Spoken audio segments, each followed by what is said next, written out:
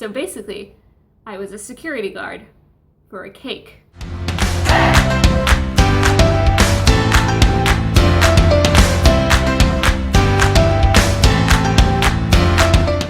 Hey YouTube world, welcome to my travel channel, Wherever the Wind, and the second episode in a brand new series called Crew Chronicles, where I'll be talking with you about my life as a crew member.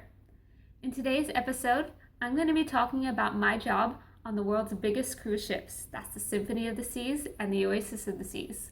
Specifically, I'm going to be talking about my favorite parts of my job, my least favorite parts of my job, and the strange parts of my job. Now, when I was working on the Symphony and the Oasis, I was crew's entertainment staff, which meant I was in charge of entertainment. Dance parties, game shows, trivias, face painting, balloon twisting. But it also meant I did a lot of kind of weird, strange, random things that just needed doing on the ship. So I'm going to be telling you all about those. But let's start on the positive side with my favorite parts of my job.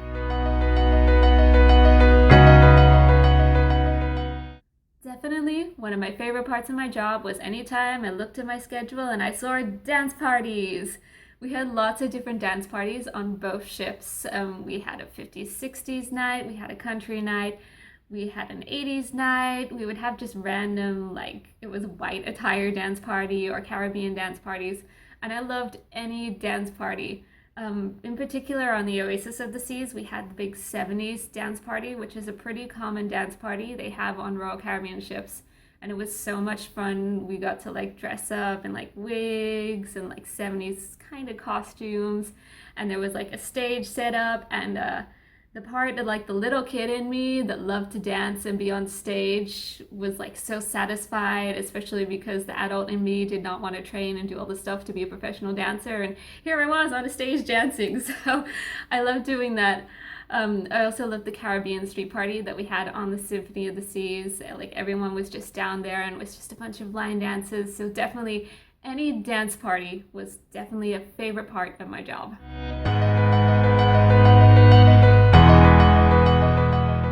Game show that kind of became my little baby while I was working on Royal Caribbean.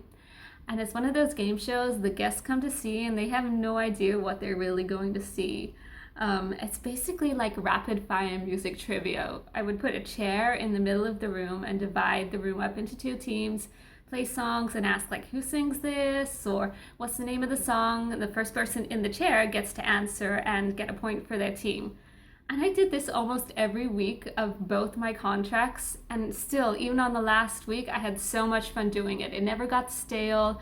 You always never quite knew what would happen just because it involved so many different guests, that there were always things that would surprise you. And I think because people didn't really know what they were coming for, and then they really got into it because anyone could participate.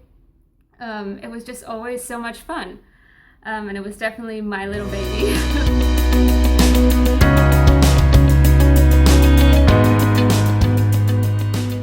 Liars Club was another really fun game show we had on the Royal Caribbean ships, and it's kind of an over 16 adult game show. There'd be a panel of 3 of us from the entertainment team and 1 host, and a bunch of different words, 5 of them. And these are not common words. They're not words you would have heard before or known the definition to. And each of the 3 of us would present a different definition and how we heard about that definition, like a funny story. And then the audience and teams would have to decide and write on a little piece of paper which of the 3 of us they thought was telling the truth. And then at the end, there were 2 winners. There was a team from the audience who guessed correctly the most times who was telling the truth. And there was one of us whoever fooled the most people, whoever got the most people to think they were telling the truth when they were lying. And I love doing this game show. I think maybe it's just because it turns out I'm a really good liar. And I think I did this game show maybe 10 times on the ship, and I think I won 8 out of 10 times.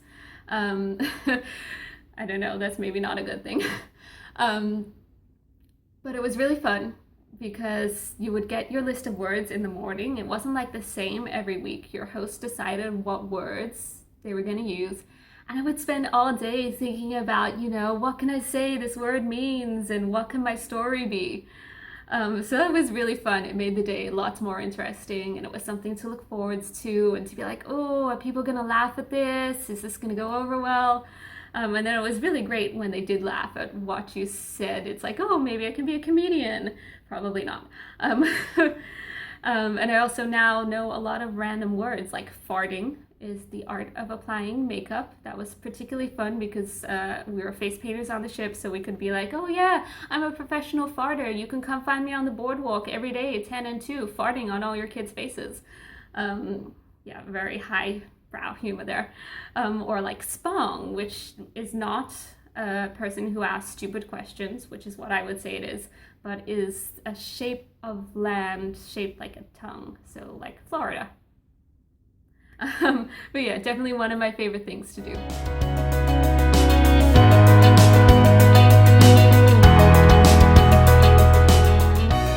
So one of my least favorite parts was Gangway Duty.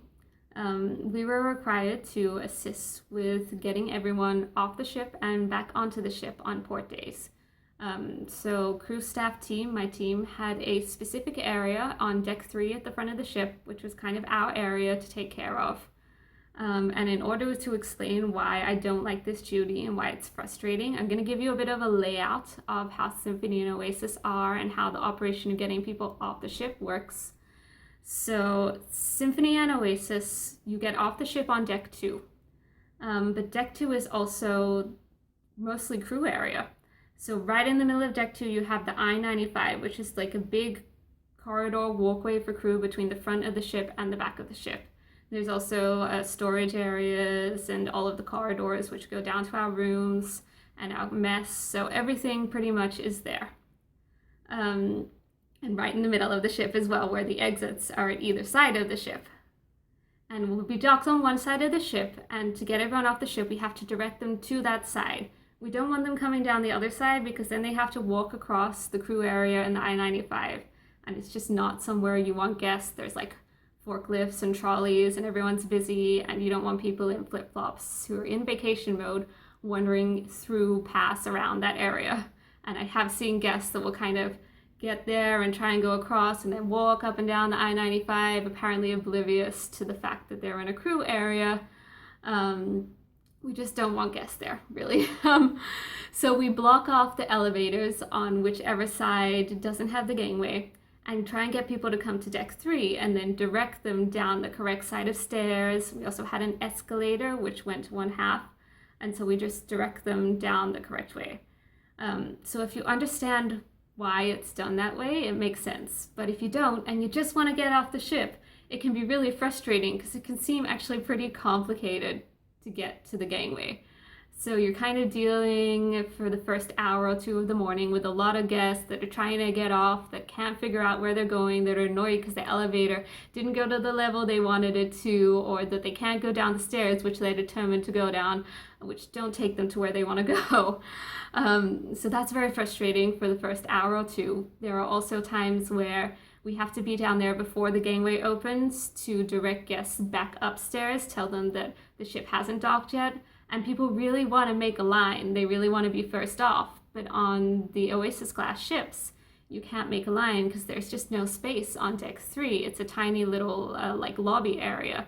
So we have to send them back upstairs, which people don't want to do. They want to wait in the line. So it's basically just frustrating for the first few hours. And then it switches and people are coming back on the ship.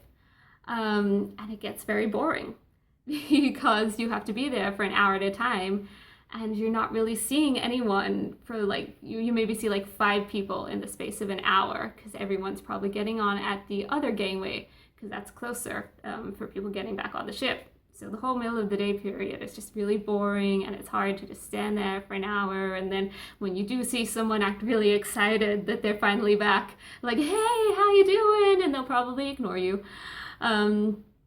And then at the end of the day, it's just a whole bunch of people coming back on and you're sitting there trying to be friendly, welcome everyone back, and most of them ignore you.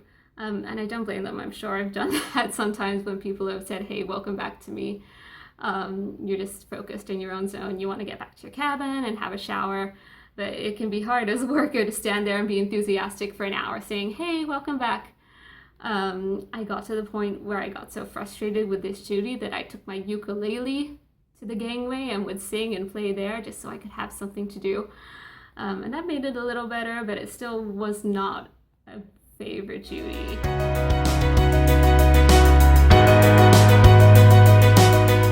My other least favorite duty was show doors, specifically for a show called Hiro. So on the Oasis class ships, people have to make reservations for the shows. You can't just turn up, you have to have a reservation. We do have like a standby available. If you don't have a reservation, you can wait and see. And these reservations, they kind of come with terms and conditions that a lot of people seem to be unaware of. So your reservation doesn't get you a specific seat. It's first come, first serve. So if you arrive, 15 minutes before the show, a lot of the good seats are gone.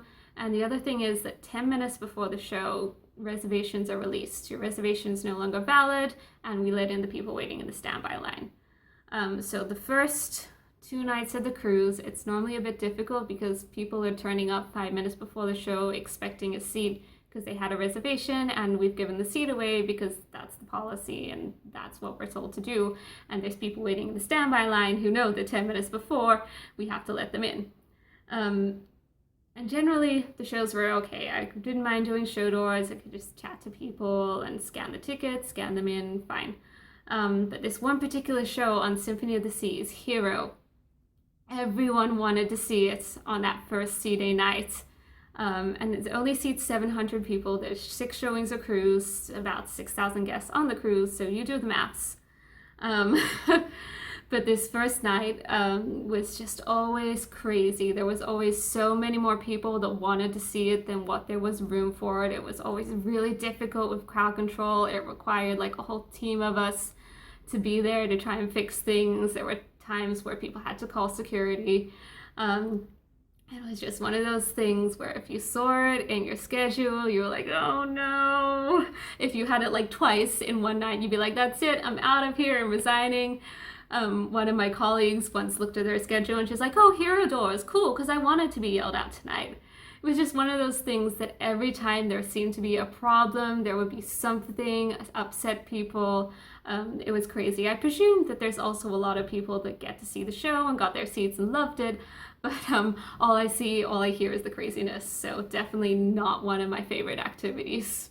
All right, so it's now time for some of the strange parts of my job. The things that I looked at my contract and I'm like, I don't see this in here. So one of the strange random things we had to do sometimes was be basically a security guard for things that shouldn't need a security guard. One particular instance that stands out for me is when we had the Symphony of the Seas first birthday celebration. So I've been cruising for a year and we had a big celebration out on the promenade, the main area of the ship.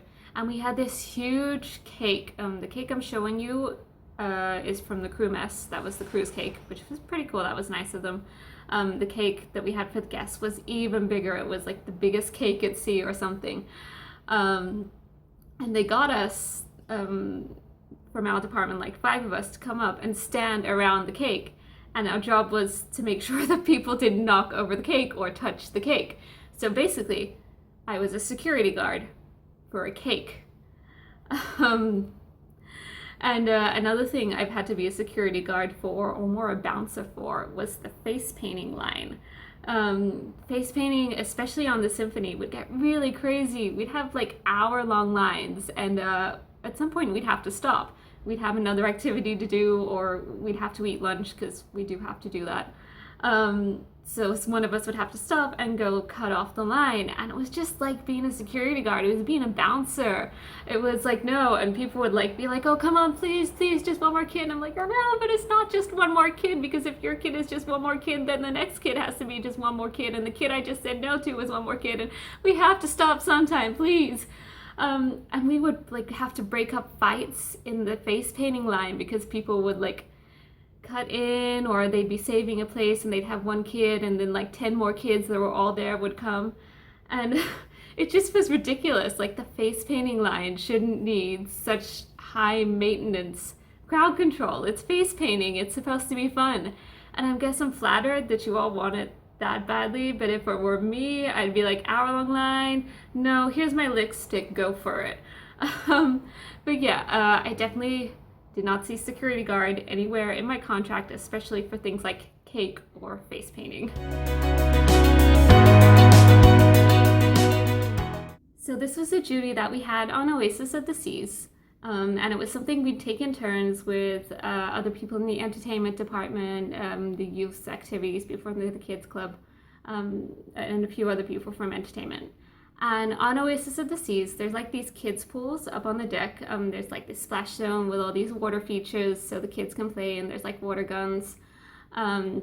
And it's a few pools divided by like ledges, so the kids can really easily run in between the pools, run from one pool to another. And on the edge of this set of pools, there was a little round pool that was designed specifically for babies, those in swim diapers. But it came with a whole bunch of rules, and we would have to stand there for hour-long shifts and enforce these rules. So there was only babies allowed in this pool, and the babies were only allowed in this pool, so they couldn't use any of the other zones. So if we saw babies in the other zones, anyone with swim diapers, we'd have to direct them to the tiny little pool. There was only one guardian allowed in with them at a time, so if there was two parents in with their child, we'd have to say, no, sorry, it can only be one parent at a time. And there weren't any siblings allowed, so if you had a little baby brother or sister, you couldn't play with them in the pool, so we'd have to tell them, I'm sorry, but you can't use this pool. And no, like if a child ran from one pool through the baby pool to the other, we'd have to stop them and tell them that they can't go in that pool, they can't put their feet in that pool, and they have to go wash their feet before they can go into another pool. So it was basically being a policeman for a poop pool. And it was a little bit of a strange duty, but I actually got my first official recognition card for doing this duty because one of the officers saw me telling a child to wash his feet, and she said, good job, here's a recognition card. But definitely one of the stranger duties that I had working on Royal Caribbean ships. There you have it. That was my favorite, least favorite, and the strangest parts of my job as cruise entertainment staff working on the Symphony and the Oasis of the Seas. Now definitely stay tuned because I'm hoping for a week or two's time, I'm going to be releasing another one of these favorite, least favorite, strangest parts videos, except about my time working as a youth activities counselor for Disney Cruise Line. And that's definitely got some fun, strange parts of my job in there, some tales to tell. So stay tuned for that. And if you enjoyed watching, be sure to like and subscribe. I'll be releasing plenty more of these videos talking about life working on cruise ships, as well as plenty of travel and adventure videos. Thank you very much for watching, and I'll see you next time.